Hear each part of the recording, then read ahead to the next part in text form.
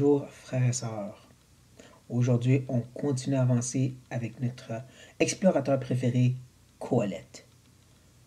Rappelez-vous qu'on est dans une réalité sous le soleil.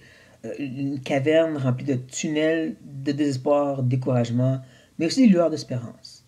Notre dernière fois, bien avant, au chapitre 5, nous avons vu, il nous a amené à une place où il n'y a pas de plafond et que la lumière du soleil rentrait et on a baigné dedans pour un peu de temps. Ce soleil étant bien sûr Dieu. Il nous a fait baigner dans la réalité que Dieu se fait connaître à nous par le fait qu'il nous bénit. Qu'on a beaucoup ou peu, c'est l'idée que dans ça, on peut y prendre plaisir. Et c'est qu'on réalise que c'est ça qui nous attend aussi, la vie éternelle. C'est un plaisir ineffable, inexplicable avec l'éternel, dans la gloire. C'était toujours la promesse, c'est juste été plus expliqué autant que la Bible avance, mais ça a toujours été la réalité pour tous les croyants. Et de là, Colette a continué ensuite son exploration. On est rentré dans le chapitre 6 et on est rentré justement dans la réalité maintenant sans Dieu. Et il nous a fait baigner dans une piscine intérieure. C'est ceux qui se trouvent dans les cavernes, justement.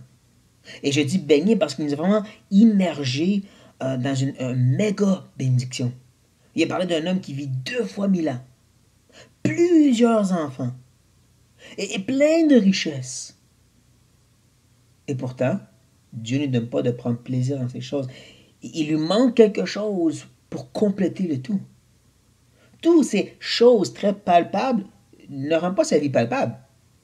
Ne donnent pas un avantage du solide à son révèle. Et c'est justement, c'est là qu'on était. C'est là qu'on était.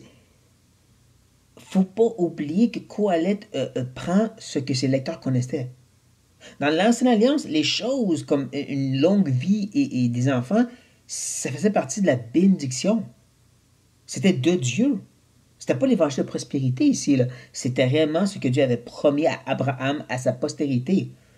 Voici Colette prend ces choses-là, puis dit, même si de tout ça, mais il manque l'élément de Dieu. Pas juste Dieu dans ta vie, mais que Dieu est souverainement en train d'interagir avec toi.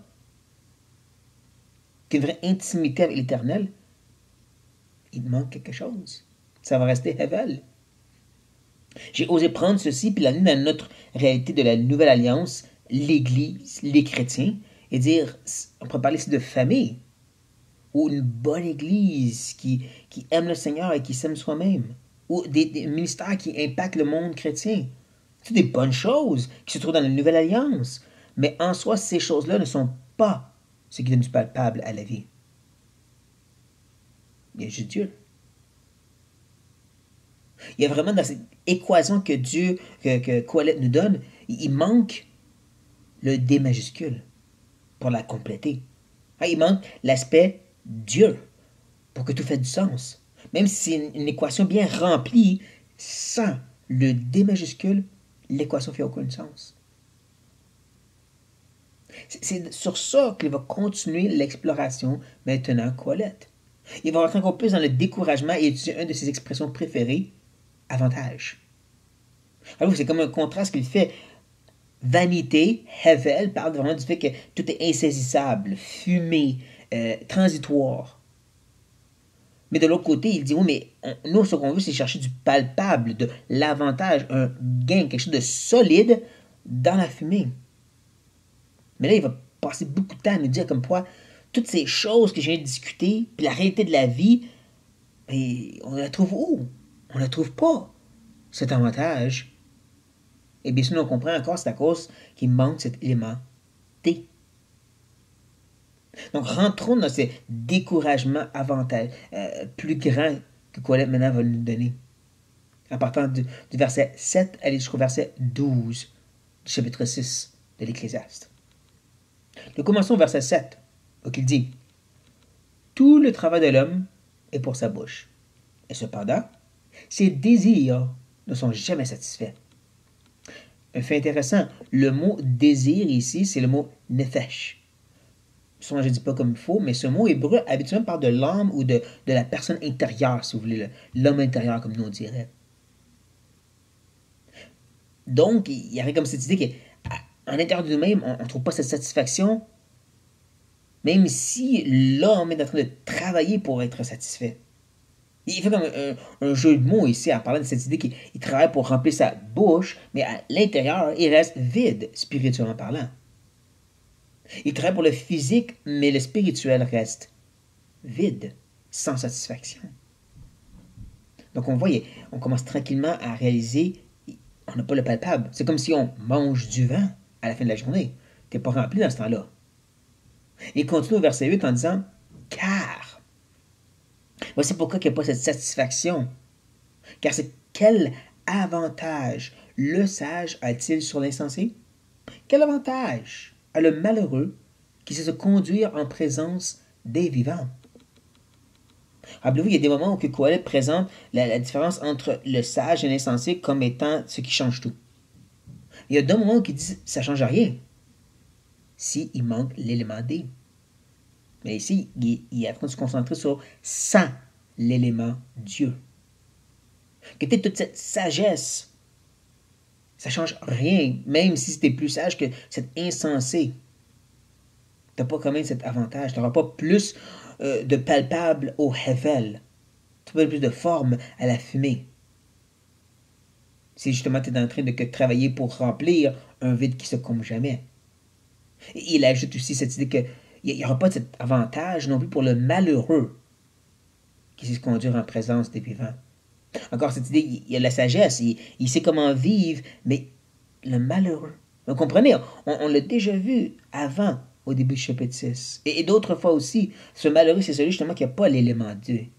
Que Dieu n'est pas en train de lui donner d'être maître de ces choses, ou de pleinement être rassasié, ou de trouver ce plaisir dans ces choses, parce que c'est pas dans la chose, c'est dans le fait que Dieu l'a donné.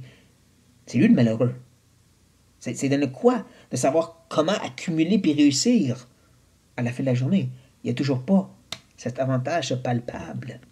C'est pour ça justement qu'il n'est pas rassasié, il n'est pas satisfait, celui qui ne travaille que pour se nourrir. Et là, il continue au verset 9 en disant « Ce que les yeux voient est préférable à l'agitation des désirs. » On arrête ici un instant. Là, il nous donne une petite lueur d'espérance. Un petit quelque chose pour nous aider, comme une flashlight, si vous voulez, une torche qu'il allume pour un instant, mais qui va s'éteindre aussi rapidement. Puis il parle de ce que les yeux voient. En d'autres mots, tu as ce que Dieu t'a donné. C'est comme ça qu'on devrait le comprendre, comparant avec ce qu'il était en train de parler avant jusqu'à maintenant. Ce que tu as, ou si vous préférez, la paume de main, qui est bien remplie, que ce qu'il te faut, plus ou moins, ça dépend. Ça peut plus.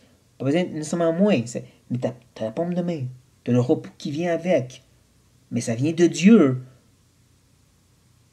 Donc c'est ce que tu vois, ce qui est là. Après de chercher ce que tu n'as pas. Ça c'est préférable que cette agitation des désirs. Que de toujours vouloir plus. Puis encore, pensez pas à charnalité nécessairement. Ça peut être plus de ces choses qui font partie de cette alliance, ancienne ou nouvelle. Ah, nous, on pourrait parler justement de cette idée, je ne suis pas marié, mais j'aimerais être marié par avoir une famille. C'est pas une mauvaise chose, ça fait partie de la réalité des chrétiens. Mais si tu n'es pas capable d'apprécier ce que tu vois, ce que tu as, qui est préférable parce que Dieu a te donné ça maintenant, à la place tu te fais emporter par ces agitations de désir, ben c'est ressemble à ce que Paul parle du contentement, qui est vraiment ce qui va nous combler. C'est pas pour rien qu'il enchaîne et termine le verset 9 en disant « C'est encore là une vanité et la poursuite du vent. » Encore cette idée que tu ne fais que saisir du vent, tu ne fais que courir après de la fumée. Si tu te laisses toujours emporter par des choses qui sont appropriées même. Mais que c'est ça qui devient ton identité. C'est ça qui devient ce que tu crois va remplir le Hevel. Ce qui va donner du palpable ou un avantage à ta vie. Quand tu penses que c'est ça, c'est de la vanité. C'est que de la poursuite du vent, comme il le dit. Et donc, sur ça, il va maintenant s'enligner vers le verset 10 et dire « Ce qui existe a déjà été appelé par son nom. un peu plus difficile comme phrase, honnêtement. J'ai un peu lutté avec pour assez bien la comprendre. Mais il semblerait que l'idée, c'est un peu comme on l'a vu dans le chapitre 1. Colette nous ramène même au chapitre 1 ici par le verset 10. Vous savez, ce poème de la monotonie, où il dit qu'il n'y a rien de nouveau sous le soleil, parce que ce qui est, c'est ce qui a déjà été.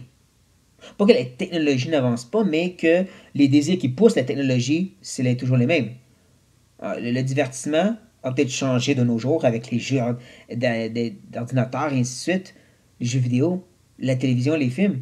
Mais le fait de vouloir avoir du divertissement, ben, ça a toujours existé. Il y a toujours eu quelque chose. Et il semble qu'il nous ramène là en disant ce qui existe a déjà été appelé par son nom.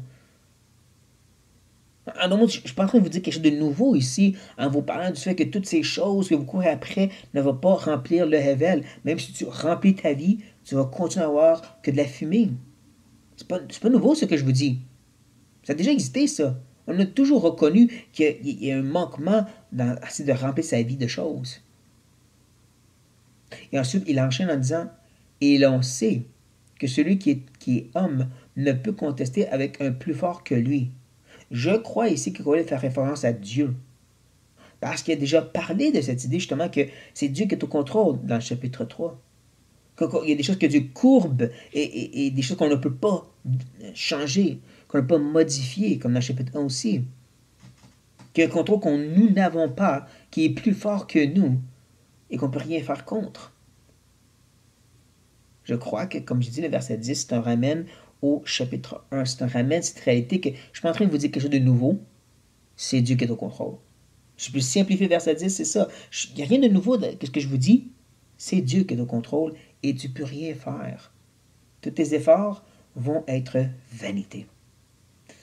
Décourageant un peu. Mais le verset 11 continue en plus. S'il y a beaucoup de choses, il y a beaucoup de vanité. Quel avantage en revient-il à l'homme?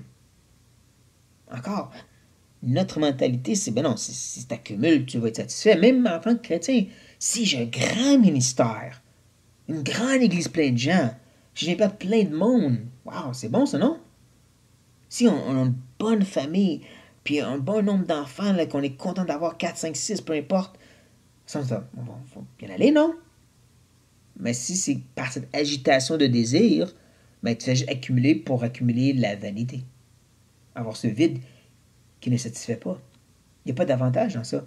Parce que tu fais juste ouvrir plus ces vanités, tu fais juste plus manger du vent, puis encore plus faim à la fin de tout cela. C'est pire. C'est pire. Et il peut dire ceci en rapport avec le fait que beaucoup de choses donnent beaucoup de vanité, puis ça ne donne pas cet avantage qu'on recherche, parce que verset 12. Car qui sait ce qui est bon pour l'homme dans la vie? Pendant le nombre des jours de sa vie de vanité, qu'il passe comme un ombre?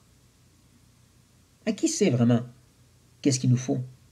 On a plein de philosophes et de religions qui croient avoir la réponse. Mais qui sait réellement ce que l'homme a besoin? Parce que tous ces efforts pour essayer de répondre ont laissé que de la vanité. On laissé que du vide, en réalité. Et là, il ajoute, et qui peut dire à l'homme ce qui sera après lui sous le soleil?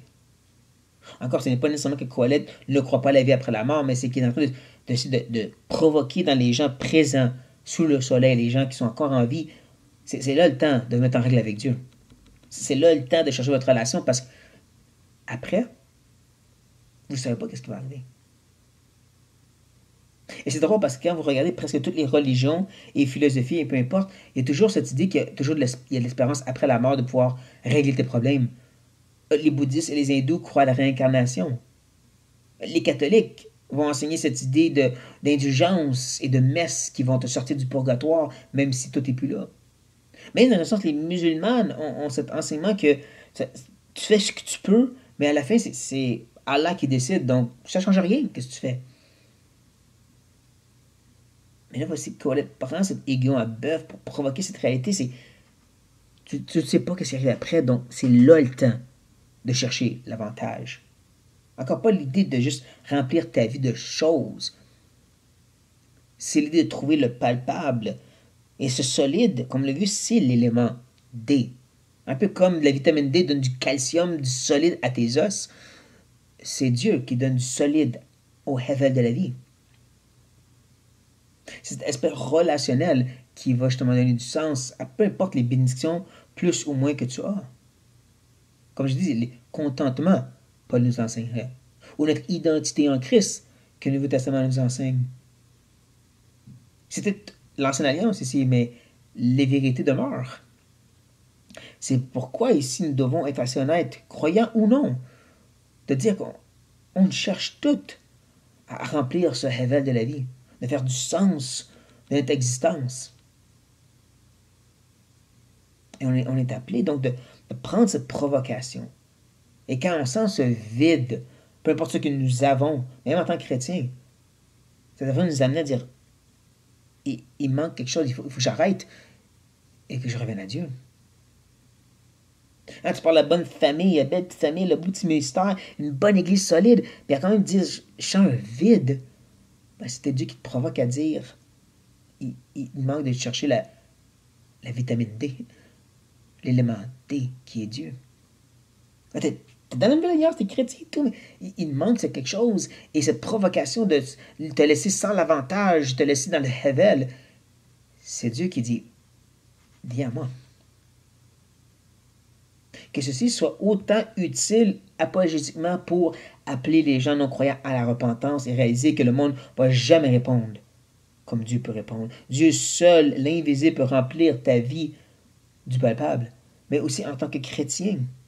Ou est-ce qu'on se perd des fois dans des choses, dans des services, dans des bénédictions appropriées? On se perd dans ça. Que ceci soit un rappel que la réponse se trouve quand même à venir à Dieu. C'est lui qui donne cet avantage. Donc qu'on revienne à notre cher Seigneur et Roi Dieu Tout-Puissant. Sur ce, frères et sœurs, soyez bénis.